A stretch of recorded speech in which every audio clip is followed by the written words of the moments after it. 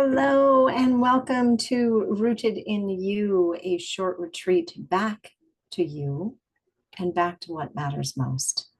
I'm Cindy Thompson. I am your host, and it is warm where I am in the greater Seattle area. We are seeing unusual temperatures. So if my fan in the background is a little loud, my apologies for that. So this evening, we're going to take about an hour. And we are going to ask some serious questions to help you consider the question, who are you? And before I begin, I do want to pull up my slides for just a moment here. And give me one moment. Technology is our friend, right? Yes, okay. And we want to share a screen too. So we want this screen, yes. And you're going to see my bird right now because I hadn't hit start yet. And hopefully you see my screen now. Rooted in You, a short retreat back to you and back to what matters most. I love this picture. Before I move off of it, I want to share why I chose this picture to start. Over the course of my nearly 64 and a half years, have taken several retreats, some by myself, some with groups of women, some with my husband, some with my family. Retreats, I believe, are important to all of us. And we will get into that in just a moment. So, what you can expect this evening, sort of an overview of what we're going to accomplish in the next hour, is why I am choosing to do this. We will talk a little bit about some gentle grounding practices and the real reason behind this 60-minute Rooted in You, a short mini retreat back to you and back to what matters most. Why the question, who am I? And why is that important? We will look at that.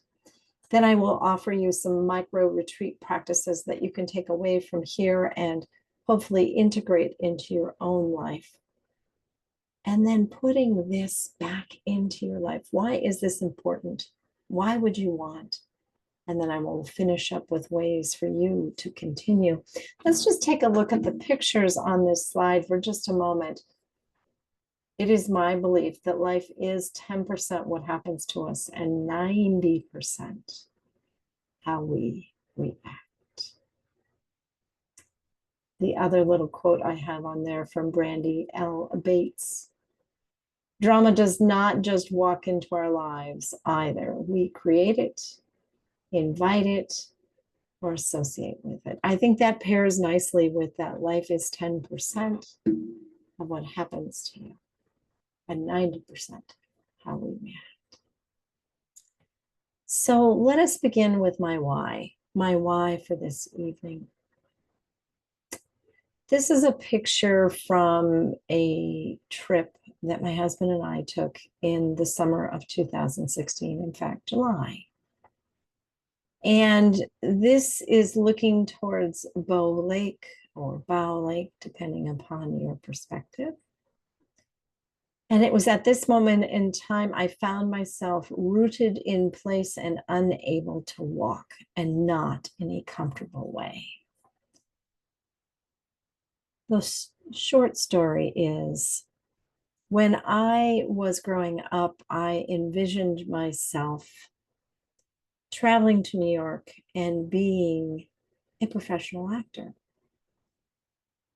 Now, as life would have it, and I'm sure we can all relate to this, as life would have it, I didn't do that. Instead, I chose a different path. I got a degree, I met my husband, I married my husband.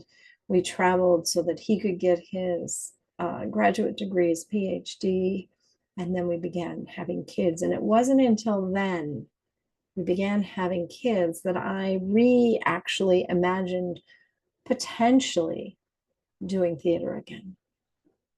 Well, this particular summer, Dan offered to take me to New York so I could see shows. And on our second day there, while we were in Central Park, I found myself unable to walk. And for the course of the rest of that week, I was faced with the question, who am I and why does this matter?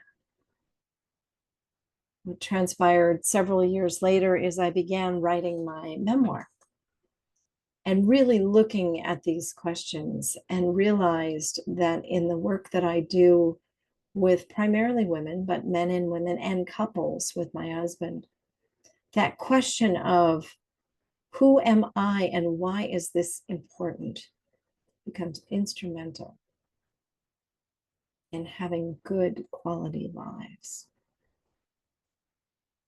So if we start with the very basic of it is if in our lifetime there is a we or a self, and here's a picture of me, and then there is a we, there are our relationships, our significant relationships or other. This is what we're going to look at tonight in this short period of time. So I invite you to take the next 45 minutes to be in a mini solo retreat here, to become rooted in you once again and find a foundation for how to move forward in your life. I'm going to pause my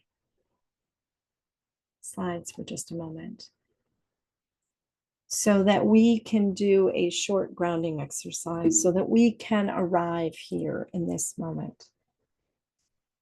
Now, I am doing this on Monday evening, August 11th, and it just so happens this would have been the anniversary of my mother's birth.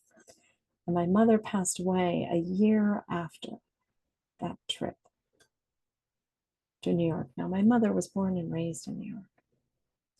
So I chose this date for a very significant reason, and that was to remind myself that becoming rooted in ourselves allows us to honor us and honor all those whose paths cross our path. So if I can ask you to just gently close your eyes for a moment, and if you do not feel comfortable closing your eyes, just soften your gaze, maybe look down. And keep a nice straight up and down back. And if you have the ability to put your feet on the floor and sit upright.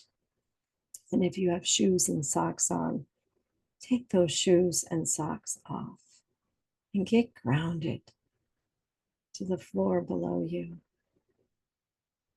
And let's take just a moment to take a deep breath in. Hold it for just a moment. And then release. And do it again. Breathe in.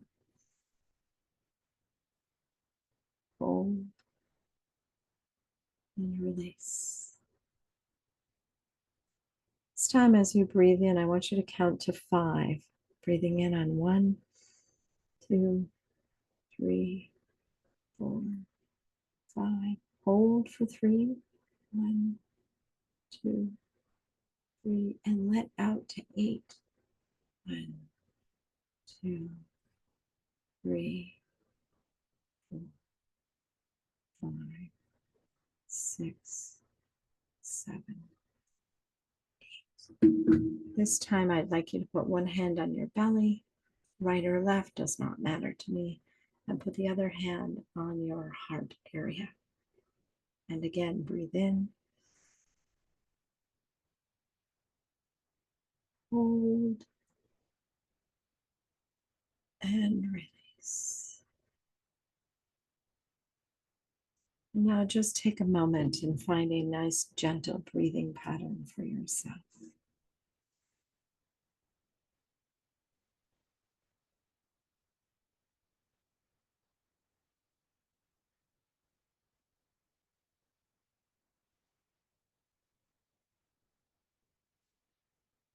And then gently bring your attention back to this moment in time.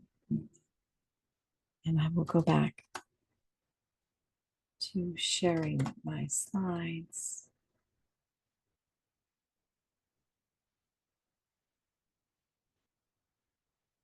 And we will go on. So now that we are grounded and we are here, let's take a moment to begin some reflection. Now, if you would like to gather a pen and paper and journal, you may. As you gather those things, let me just read a quote to you from Rumi. The quieter you become, the more you are able to hear. And I chose this picture on the slide for two reasons. One, it is a peaceful sunrise on a morning at a very calm lake. And if you have had the wonderful experience of sitting on a dock or sitting on a shore as the sun rises and you hear the birds in the background, but you are quiet yourself. You quiet your mind, you quiet your thoughts, and as you do, you begin to hear more around you. You hear the birds, you hear the breeze, you might hear noises in the distance. The quieter that your mind becomes, the more you are able to hear. So our first reflection question is, who am I? And I encourage you to look at this first prompt is if the titles, the roles, the stories that you've carried for however long you've carried them were to be set down in this moment, who would remain to greet that quiet? So if you let go of daughter, mother, sibling, wife, partner, business owner, employee, if you were to set all of those things down and they didn't exist anymore, who are you? And I would like you to take just a moment and jot down on that piece of paper that you might have acquired. Or if you have a moment to just close your eyes and reflect on that question. Who am I?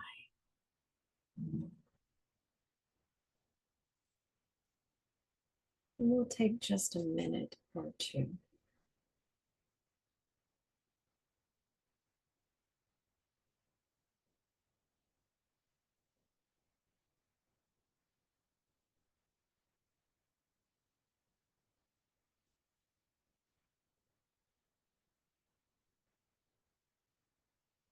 If you notice a little voice coming up, it says, I don't know, but I am those things. Just put your pencil down, take a deep breath into that, and try not to attach to it. Just let it go. And really sit with that question.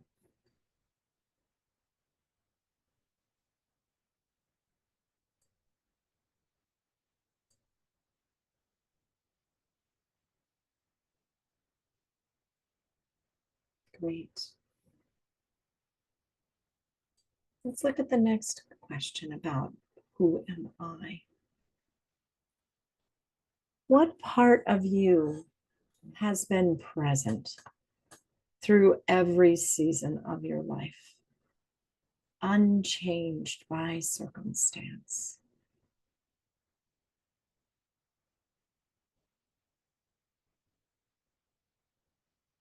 This one might be a little easier than the other one. What part of you has been present through every season of your life, unchanged by circumstance? For me, when I consider this question just to help, and it sort of reveals to you a little bit about the person who would greet the quiet on that dock or on that shore. I have always been a person who deeply cares about someone else or something else.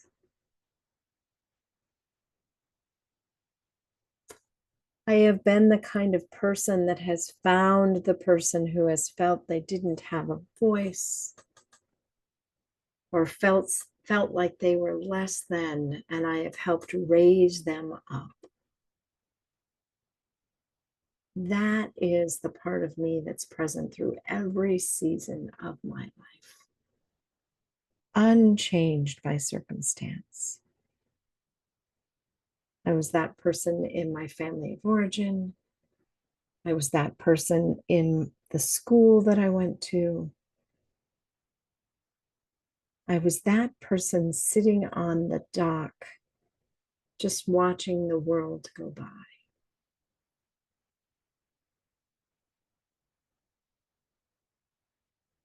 So, who are you? What has been present through every season of your life, unchanged by circumstance?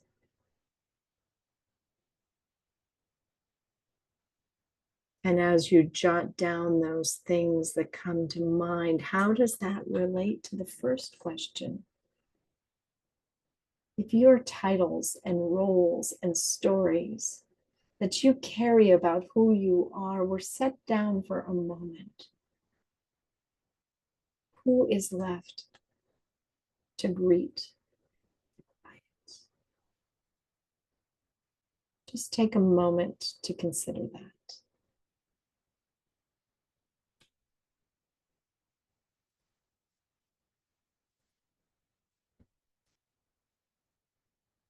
Great. Thank you. Let's put your pencil down and close your eyes for just a moment. And take a deep breath in.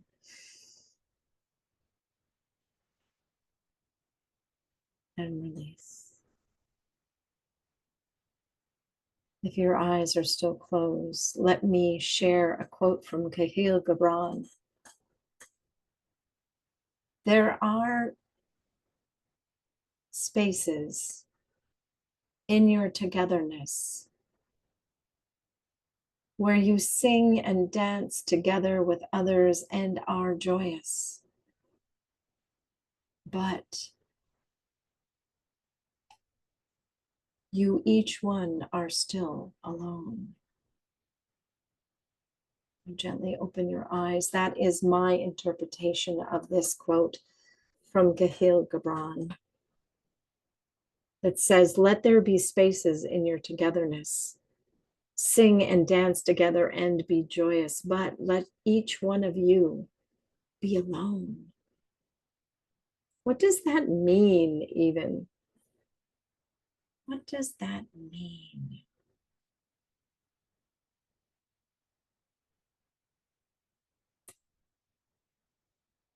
So there is an additional part of this quote with Kahlil Gibran where two trees, we'll stop my share for just a moment.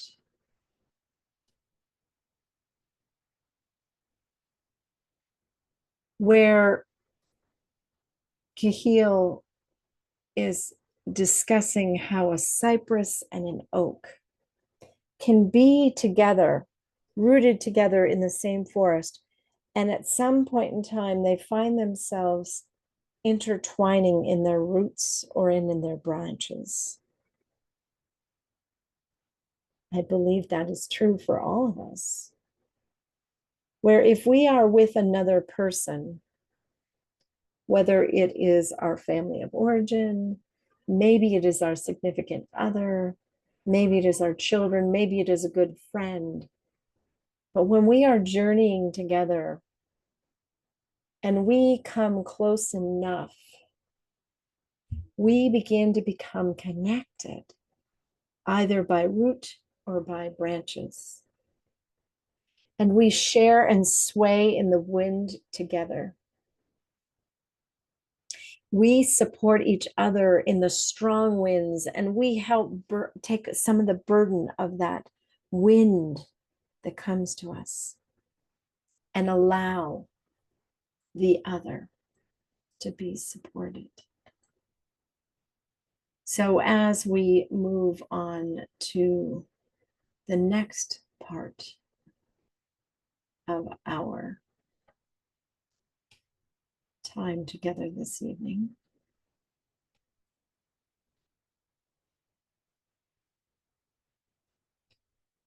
why self-connection matters for our significant relationships. Now, this is a picture of my husband and I. It was our engagement picture. So it was taken in the fall of 1983. We were married in May of 1984. So we have been together for a long time. But these two questions have come up even in our time as a couple. How might your relationships change if you brought your whole unguarded self to them?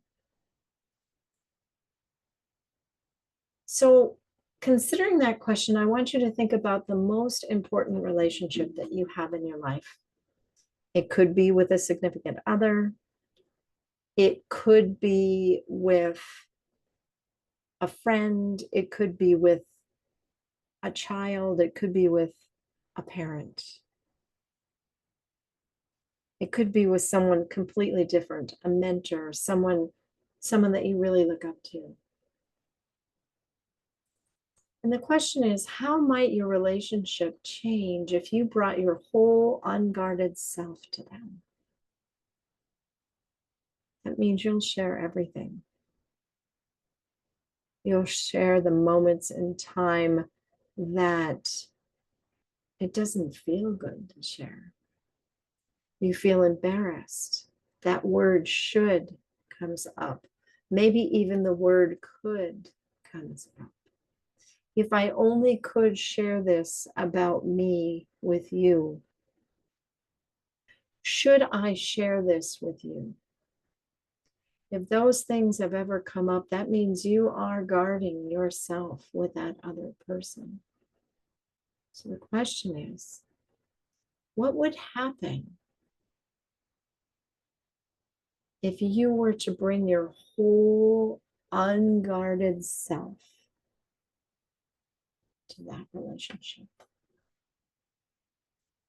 So considering that most important relationship that you just came up with, take just a moment and write a sentence or two about what you think might change if you in fact brought your whole self to the relationship. So let's just take a minute or two to consider.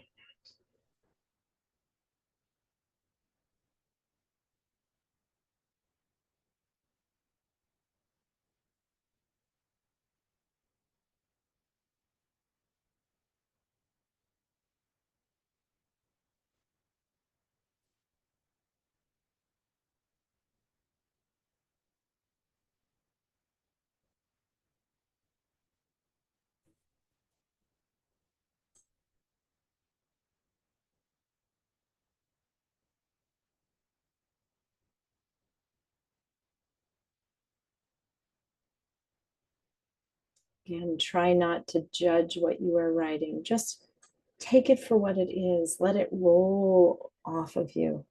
I like to think when doing these exercises that we become a duck and the water just rolls off of our back down our feathers and back into the water.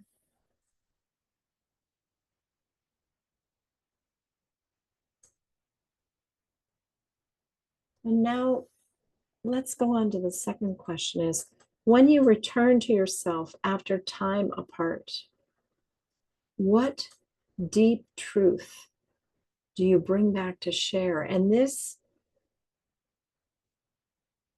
if you've never taken a retreat separate from that person that is significant and means a lot to you until this moment in time, because maybe they're not here with you. What deep truth has presented itself to you that you feel that it would deepen the relationship if you did share it? Is it the fact that you don't share your whole self? What is it? I remember the very first time that I did a silent retreat away from my husband.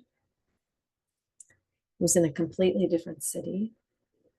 And it was something that I had some trepidation about doing it because one might think it was very woo-woo. It was Lynn Andrews. And if you're not familiar with who Lynn Andrews was, she's a shaman. She was a shaman. She has since passed away. And I didn't know what would unfold. It was the first time I had done this away from my husband. We did not have kids yet, and I wasn't sure what was going to transpire.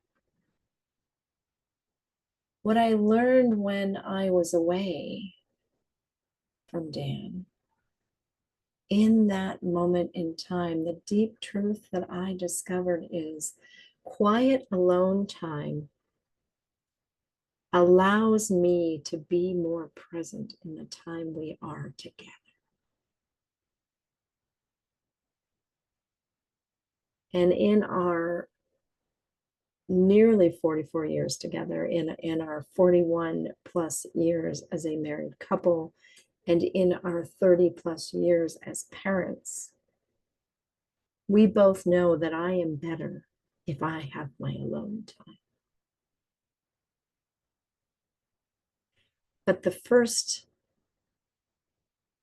12 years of our marriage, 13 years of our marriage, I got scared when we were apart. I was afraid by us being separate, I was not honoring our relationship. Boy, did I have that wrong. So sit with that question for just a moment in some silence. If you were to have time apart from your significant other, or your friend, or your family, what deep truth do you think might reveal itself that you need to bring back and share that will help deepen and enrich that relationship?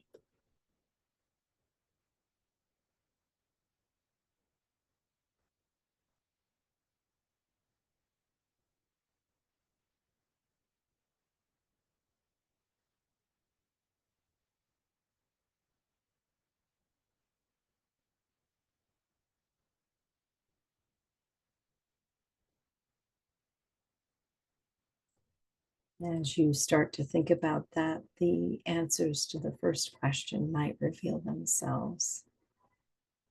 How might your relationships change if you brought your whole unguarded self to them?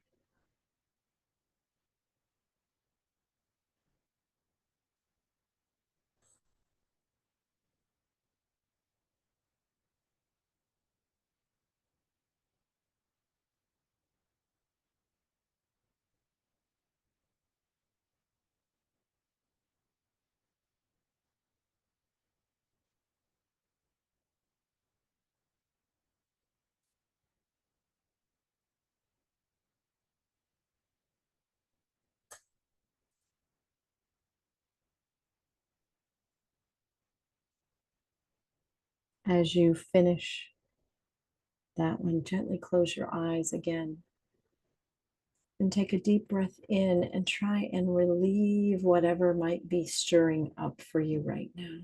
Let it go. Sometimes an audible sound or sigh helps to release what's building up inside. Just let it go.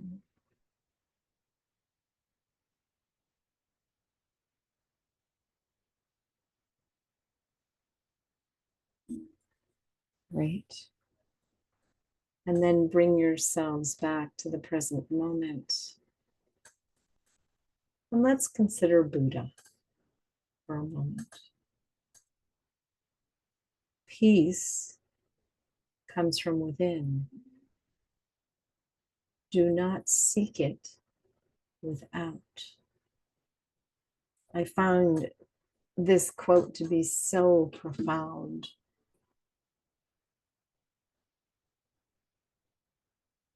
Peace comes from within.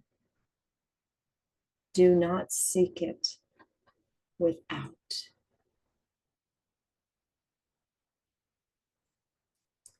There have been moments in time that and I'm sure you may have,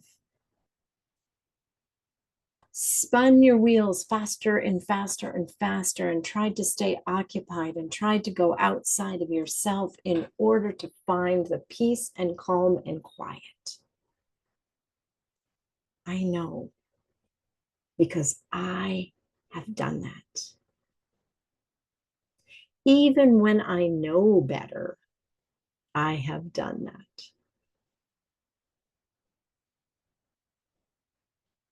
Peace comes from within. Do not seek it without.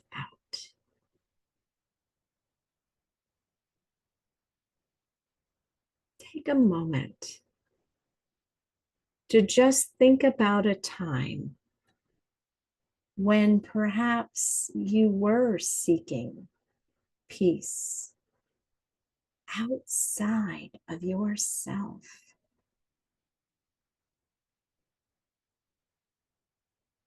But then realized that you were just chasing it. You weren't reaching it.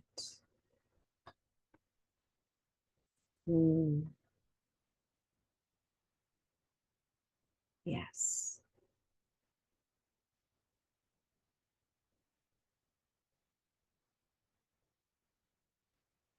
So we will go on to the next little bit. And that is connecting to joy, or the desire of what I want in my life. So closing your eyes for just a moment and thinking about that word joy, connecting to joy. When was the last time that you were connected to joy? What did it look like? What did it feel like? And who was there?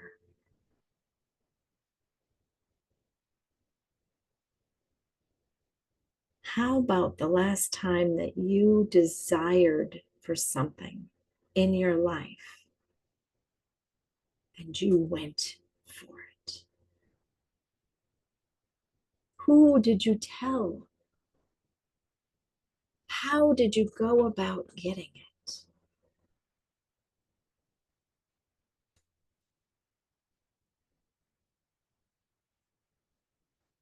So going back to that, peace comes from within. Do not seek it without. When your mind grows quiet and peace is allowed to rise from within, what does your heart long for? If you will humor me for a moment and just gently close your eyes, taking a deep breath in and imagining peace, true peace. No worries about money, no worries about work, no worries about anything, no anxiety, just calm. What does your heart most long for?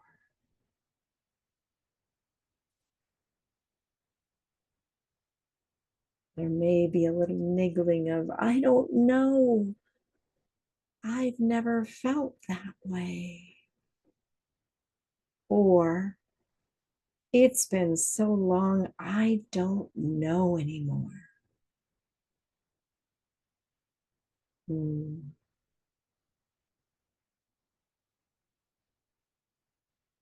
Let's look at the other question.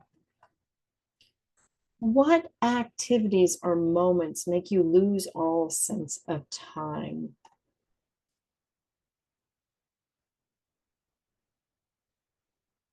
Sitting at the ocean and watching the waves is a time for me where I truly lose all sense of time.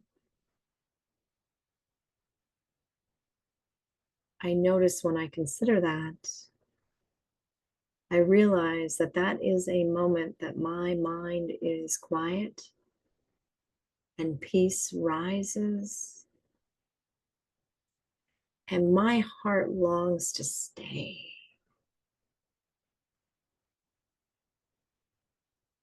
Other times, where activities or moments make me lose all sense of time, are when I am teaching or directing or helping people share their story.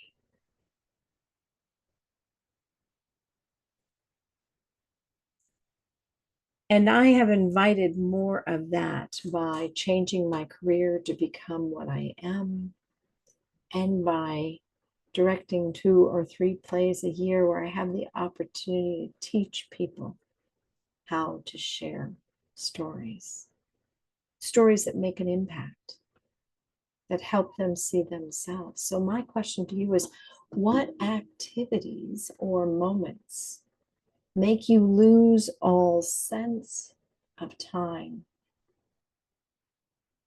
And how might you invite more of them into your days? Take just a moment and jot the first 2 that come to mind. And if you're all of a sudden flooded with ideas, jot down as many as you can in the next minute or so.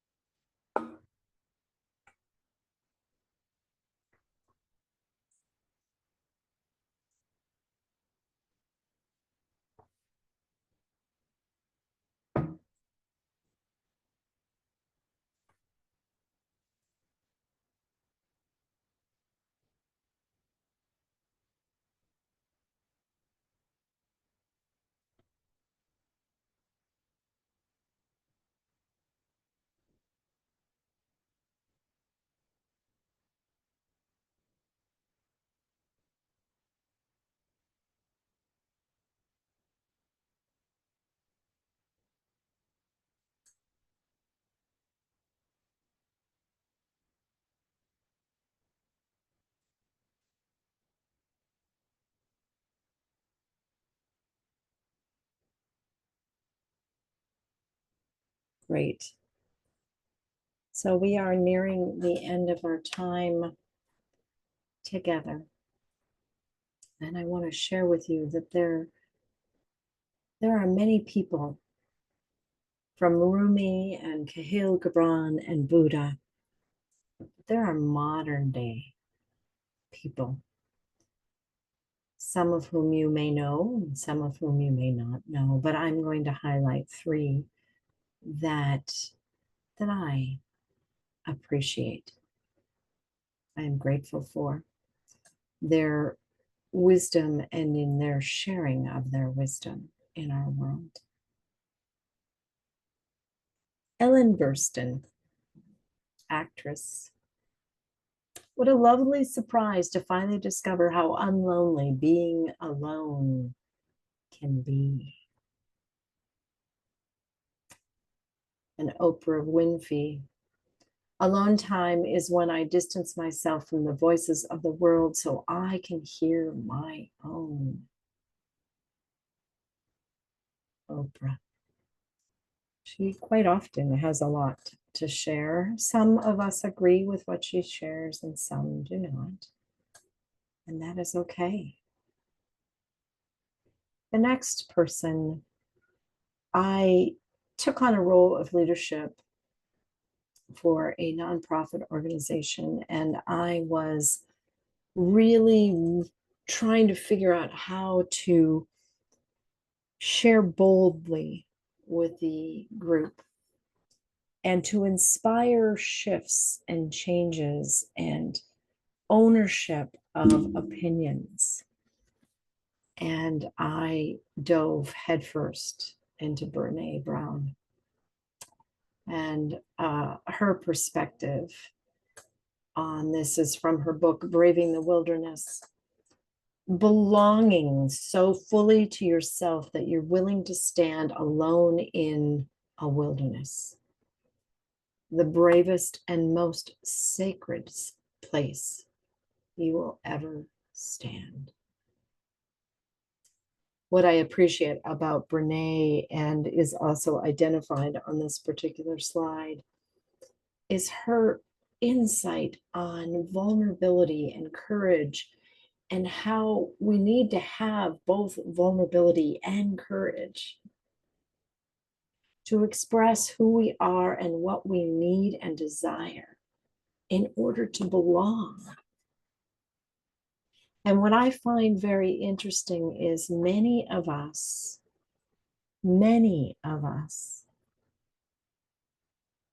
choose not to be vulnerable, choose not to courageously be vulnerable. And we begin to feel more separate rather than a part of. I shared in my early slide, the very first one or two, my why for this. And about that moment in time where I was stuck on a path in Central Park in New York City, unable to walk. And it took a lot of courage for me to be vulnerable in that moment with my husband. I was bawling, so I was being vulnerable with every person that walked by. And in that moment where I was truly vulnerable and I was courageously sharing my pain, I found the key to the lock of shifting my thinking about who I was to my being myself. I encourage you, whether you were able to do the exercises right now, or if you struggled with them, I encourage you to come back to this and revisit these questions. And in fact, I will have a gift for you at the end that will allow you to take this a little bit further on your own, or with a girlfriend, or with a partner. These are exercises that are not for women alone. They could be done with significant others. And my husband and I have done these. More on that later. So let me give you some takeaways, whether you go any further with me or not on a journey of discovery. But let me give you some micro retreat practices. So the smallest of steps to begin a practice of retreating to reconnect are doing some of these nourishing habits, which I myself have done. So Julia Cameron, if you're familiar with her, The Artist's Way or Vein of Gold, believes that we are all creative beings. A creative spirit created this world, and we are too created in that being's image. And so for me, I know that when I get all balled up with the negativity of my day or the news or something that's happening in my work or something that's happening elsewhere, I know that I have to begin my day with a good intention. I have to let go of the things that are building up. And that's what morning pages are for. First 20 minutes, you wake up, you haven't even had your coffee, you haven't changed your clothes, you have used the bathroom, and you just dump everything that's there for the first 20 minutes. Don't read it, don't touch it. You never have to read it. But the idea is to clear your brain, to clear your head. Another thing that Julia Cameron from The Artist's Way and Vein of Gold suggests is artist dates, me dates. They don't have to be any longer than an hour. But go do something that might inspire you. Go sit on the beach at sunrise. Go sit on the beach at sunset. Nature walks. Time and time again, authority after authority will share. A walk in nature allows you to become reconnected to self because we are all interconnected. Finding a quiet time that is just for you with tea or coffee or none of the above. Maybe just sitting in silence at the beginning of the day. Then there's a 1 hour getting current type mini retreat you could do with a journal and a pen in a quiet space. Reflect on the question, when I hear the word retreat, what do I see and feel? What do I yearn most for in that retreat or quiet moment to myself? What is that yearning that you've never told anyone and are afraid to because it may hurt or impact a relationship? At the beginning of our time this evening, I did the 2 to 5 minute mini retreat, quiet plus breath. This has been scientifically proven to help you get your sympathetic nervous system back in control. So these are just some simple ways that you can create some small habits. So I want you to think back to when we began nearly 60 minutes ago and think about what, if anything, has shifted in how you might define who you are. Just take a moment and just sit with that question. If someone had asked me before an hour ago who I was, what would my answer have been? And now that I've spent this time with that question and some simple, very simple questions, who do I think I am? Who am I?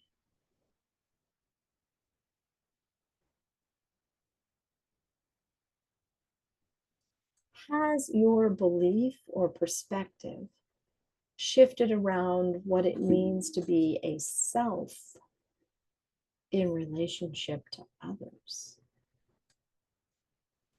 Are you a tree that stands separate on top of or next to another?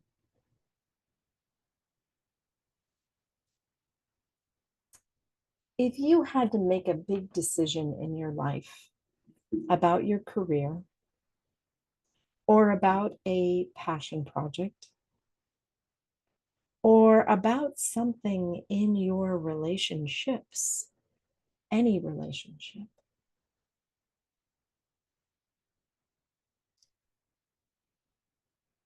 Does your understanding of how a mini retreat might help look different? By taking 20 minutes and walking through nature with no one else and just the silence of the world around you, how might that help you make a decision?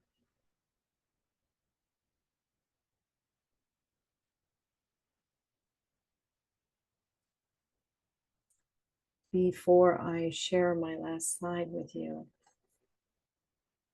I encourage you to close your eyes or soften your gaze again one more time for me. And ask yourself this question: how might my life shift and change if I were to take 2 to 20 minutes a day to come into myself, to get grounded in myself?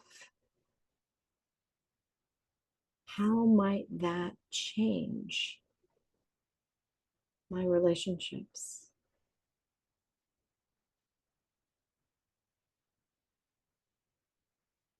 In my opinion, based on personal experience, it can change everything. In 2020, I began doing much of what I have shared with you. And what happened within 4 weeks, people who kind of knew me and people who really knew me asked me what had changed. I seemed happier, I seemed lighter, I seemed more joyful. And what happened is they wanted to be around me more. The sense of belonging grew because I had come home to me. Now, the practices that I shared with you today are part of what allowed that to happen. But there are a few other things. And because you have taken time to go through this with me here tonight, or if you are watching the replay on the replay, I have some gifts for you.